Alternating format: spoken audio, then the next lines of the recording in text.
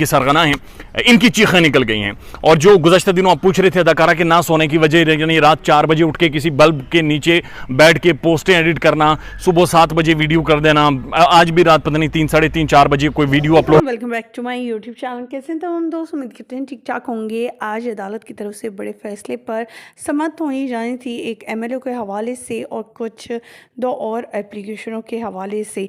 आज अदालत में क्या हुआ, बड़ा फैसला आ गया। यहाँ तक कि लाहौर से कराची तक चीखों की आवाज़ें आने लगी। अदाकारा तो गयो। जी हाँ ख़वातीन हज़रात, मुकम्मल आगाही देंगे, इसके हवाले से अपडेट शेयर करेंगे। लेकिन उससे पहले आप सभी से छोटी सी रिक्वेस्ट है, जो लोग हमारे चैनल पर न्यू हैं, जिन्होंने अभी तक चैनल को सब्सक्राइब नहीं किया, चैनल को सब्सक्राइब करें, साथ में बेल आइकन को प्रेस कर लें ताकि शोबीस से आने वाली नई अपडेट का नोटिफिकेशन आपको सबसे पहले और बर वक्त मिल सके।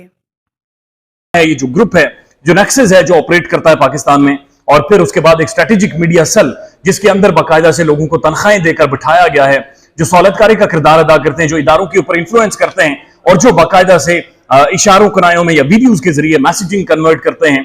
और बाकायदा एक रूम के अंदर बैठकर ये प्लानिंग होती है, प्लॉटिंग और उसकी एग्जीक्यूशन करने के लिए कुछ अदाकाराएं, कुछ साफियों और वकला बरादरी के कुछ काली भेड़ों का बाकायदगी से इस्तेमाल किया जाता है।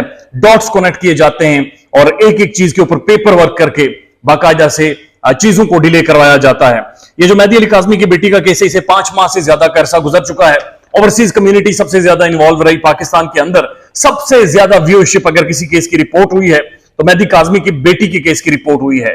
पूरा पाकिस्तान एक तरफ खड़ा रहा, लेकिन उसके बावजूद 5.5 माह में जो बुनियादी चीजें थी वो भी आज तक एड्रेस नहीं हो सकी। और जब आप इंटरनेशनल जस्टिस सिस्टम में जाकर पाकिस्तान की रैंकिंग देखते हैं तो 139वें नंबर से पाकिस्तान का 130वां नंबर है, यानी 139 ममालिक में पाकिस्तान 130वें नंबर पर है। और इस नंबर पर होने की वजह कुछ रीजंस है, कुछ बुनियादी वजूहात हैं जो पूरा पाकिस्तान और ओवरसीज पाकिस्तानीज कम से कम इस केस में देख रहे हैं। इंपॉर्टेंट खबर क्या है कि ज़हीरे और शब्बीरे की जो मामा है वो खतरे में। उनकी मामा को लेने के लिए पुलिस इनसे आ रही थी, लेकिन वो कह रहे हैं हमने सिंध को मोहम्मद बिन कासिम बन के बचाना है। फ्लड है, रोडें शोड़ें सब कुछ सड़कें रुड़ गई हैं और इसलिए हम पंजाब जाकर उसकी गिरफ्तारी नहीं कर सकते। इदारों के जो फैसले थे, कोर्ट के फैसले थे, उठाकर रद्दी की टोकरी में फेंक दिया है। आपके सामने मैंने कम्युनिटी पर पोस्ट किया है, ये सिंध हाई कोर्ट की डिटेल जजमेंट है और ये डिटेल जजमेंट चीख कर कह रही है एफआईए को, जो इन्वेस्टिगेटिव एजेंसी है, जो वैसे तो कोई बात कर दे पाकिस्तान में तो उन्हें टेलीफोन करके ये कर लो, फलां कर लो, ढिमकान वो नहीं बोलना था, वो नहीं बोलना था, तो करते रहते हैं। लेकिन जब अदालत की तरफ से हुक्म मौजूद है, उसकी तामील नहीं हो रही। और उस फैसले में आप डिटेल में देखें तो अदालत चीख कर कह रही है कि पाकिस्तान टेलीकम्युनिकेशन अथॉरिटी जिसकी जिम्मेदारी है कि कंटेंट को रेगुलेट करे, वो अपने खिदमत ठीक से नहीं कर रही और हर दफा एक कंप्लेंट के इंतजार में रहती है, हर दफा एक कार्रवाई के इंतजार में रहती है और उसके बाद भी जाकर चीजें नहीं मुकम्मल तरीके से कर पाती। और यही वजह है कि आप भी चीख रहे हैं 5 माह के बाद, मैं भी चीख रहा हूं, तकरीबन 150 से ज्यादा साफी चीख रहे हैं। सबसे ज्यादा व्यूअरशिप बनी हुई है, लोगों को ऐसा महसूस होना शुरू हो गया है कि लोगों के पर्सनल इंटरेस्ट है, शायद व्यूअरशिप के लिए लोग कर रहे हैं, लेकिन एक कॉज है जिसके लिए आप भी खड़े हैं और हम भी खड़े हैं। कल का दिन सबसे ज्यादा इंपॉर्टेंट है, उसकी वजह बच्ची का मेडिको लीगल होना है, बच्ची का मेडिकल एग्जामिनेशन होना है। और अगर कल अदालत यह फैसला दे देती है कि बच्ची का मेडिकल करवाया जाए, 3 चीजें उससे बड़ी क्लियर हो जानी है। क्या बच्ची के साथ फिजिकल असॉल्ट किया गया या नहीं किया गया, यानी जो 50 से 60 दिन इन्होंने बच्ची को अपने पास रखा, उसका इस्तेमाल किया, क्या उस दौरान फिजिकल असॉल्ट था या नहीं था।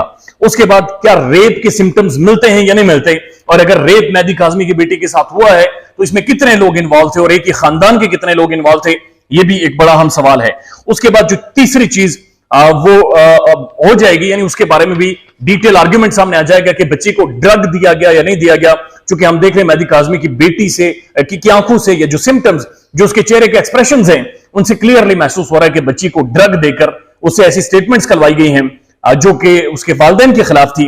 और इसी वजह से एक और मुकदमा कल की तारीख में डिसाइड होना है और उसके हवाले से भी कोर्ट फैसला करेगी क्या इसके ऊपर आर्गुमेंट हो सकता है या नहीं हो सकता। और वो मुकदमा है कि एक वकील ने जबरदस्ती जाकर एक फ्रॉड तरीके से एक दावा दायर करवा दिया गया है कि मेहदी काज़मी की बेटी का निकाह तस्लीम किया जाए। आप अंदाजा लगाइए हवानियत का, दरिंदगी का, बदमाशी का, कि एक वालिद को कोर्ट के थ्रू मजबूर करवाया जा रहा है कि तुम अपनी बेटी के 2 नंबर जाली निकाह को तस्लीम करो, नहीं तो तुम्हारे खिलाफ कार्रवाई की जाएगी।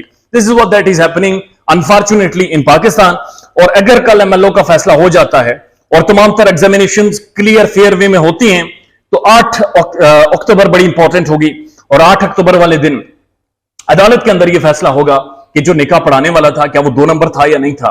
क्या जो गवाह था वो तो मान चुके हैं कि हम लोग 2 नंबर लोग थे, हमें लाया गया, प्लांट किया गया, बिठाया गया, हम पर दबाव था, हमारी फैमिलीज के ऊपर दबाव था। 8 तारीख को फिर कोर्ट डिसाइड करेगी कि जो निकाह था वो हुआ था या नहीं हुआ, बल्कि एक निकाह का एक ड्रामा क्रिएट करके बच्ची को अगवा किया गया और उसके बाद पूरे पाकिस्तान में उसे घुमा घुमा कर मुल्क से बाहर ले जाने की कोशिश की जा रही थी कि उसी दौरान आप लोगों ने सो मोटो नोटिस ले लिया और जिसके बाद इनकी नींदें आज भी हराम हैं। समात के हवाले से आपके साथ अपडेट शेयर करेंगे। आखिर आज समात में क्या हुआ, एमएलए की दरख्वास्त पर मंजूरी मिली या नहीं, तमाम तफसीलात अपने सिटी कोर्ट के रिपोर्टर से। हुक्म को रुकवाने के लिए जो दरख्वास्त दायर की गई थी और हुक्म इम्तना लिया गया था उस पर आज समात हुई। साथ ही साथ चालान की मंजूरी से मुतल्लिक मंजूरी के खिलाफ भी दरख्वास्त पर समात हुई, यानी कि आज 2 दरख्वास्तों पर समात हुई। लेकिन आज भी अदालत ने इस केस में बगैर किसी कार्रवाई के समात जो है दोनों दरख्वास्तों की 27 अक्टूबर तक जो है सितंबर तक मुलतवी कर दी है। अब 27 सितंबर तक क्या होगा, कौन सी वजूहात हैं जिनके बिना पर जो है ये दरख्वास्त मुलतवी कर दी है। शाहिद हुसैन कमरा अदालत में मौजूद थे, सीनियर कोर्ट रिपोर्टर भी हैं, उनसे जानेंगे। शाहिद, आज तो ये इम्कान था कि कुछ बड़ी पेशरफ्त होने वाली है, तो आज क्यों 27 तारीख तक मुलतवी हो गई? देखिए, जो क्रिमिनल मिसलिनियस एप्लीकेशंस होती हैं उसके लिए हाई कोर्ट ने बाकायदा तौर पर जजेस उनको मार्क किया हुआ है कि फ़लाँ जजेस जो है इस किस्म की दरख्वास्तों की समाअत कर सकते हैं। तो सलाउद्दीन पंवर साहब ने बताया कि जो मुतल्लिका बेंच है मेरे पास मतलब जो एज़ पर रोस्टर हैं वो हैं, जैसे सुमर सयाल साहब ने बताया कि वो हैं सिर्फ़ और सिर्फ सिविल मैटर्स। लेकिन जो इस नौइयत के जो केसेस हैं, जो ये वाला केस है वो हैं जस्टिस अगर सुन सकते हैं, जस्टिस सलाउद्दीन पंवर हैं, जस्टिस आफ्ताब गोरड साहब या जस्टिस अरशद हुसैन साहब, वो अदालत सुनती है। तो उसके बाद फिर लिहाजा ये केस जो मुतल्लिका जो बेंच है उसी बेंच के पास जज साहब ने कहा कि जाएगा और वही समाअत करेगा। तो जब वो तारीख देने लगे जज साहब, तो उस दौरान फिर मुल्ज़िम के वकील वहाँ मौजूद थे, सुबह से ही मौजूद थे, आज जिब्रान नासिर साहब भी मौजूद थे। तो उसके बाद फिर जिब्रान नासिर ने कहा कि देखिए जी 8 जो सितंबर का ऑर्डर है, कोर्ट अगर वो ऑर्डर पढ़ ले तो उसमें क्लियर लिखा हुआ है कि ये पार्ट हर्ड मैटर नहीं है, यानी कि एक जज ने कुछ ये चीज़ सुन ली है तो मज़ीद जो है वही जज ही ये केस को सुनेगा। मतलब ये दूसरे जज भी इसकी केस की दलाइल सुनने के बाद फैसला कर सकता है। तो लिहाजा इस केस को चलाया जाए और सुना जाए। और वैसे भी तकरीबन एक अरसे से मुल्ज़मान ने हुक्म इम्तना लिया हुआ है, जो आपको पता है कि ट्रायल कोर्ट ने ऑर्डर दिया था एमएलओ का, और एमएलओ की दरख्वास्त एमएलओ को रुकवाने के लिए मुल्ज़िम की तरफ से जो दरख्वास्त दायर की गई थी वो ये था कि उस पर अदालत ने हाई कोर्ट ने हुक्म इम्तना जारी कर दिया था। आपको पता है कि 10 बजे का टाइम मुकर्रर था एमएलओ का, और उससे पहले जो है वो हाई कोर्ट ने ये उसमें जो है वो स्टे जारी कर दिया था, और उसके बाद फिर व्हाट्सएप के ऊपर अदालत का हुक्मनामा गया और ये सारा मामला हो गया। तो उसके बाद फिर जज साहब ने कहा कि अगर अगली बार लिस्ट में आ जाता है, एज पर रोस्टर आ जाता है, तो फिर हम ज़रूर सुनेंगे, लेकिन फिल वक्त चूँकि दूसरे मैटर भी हैं और लिहाजा नहीं सुन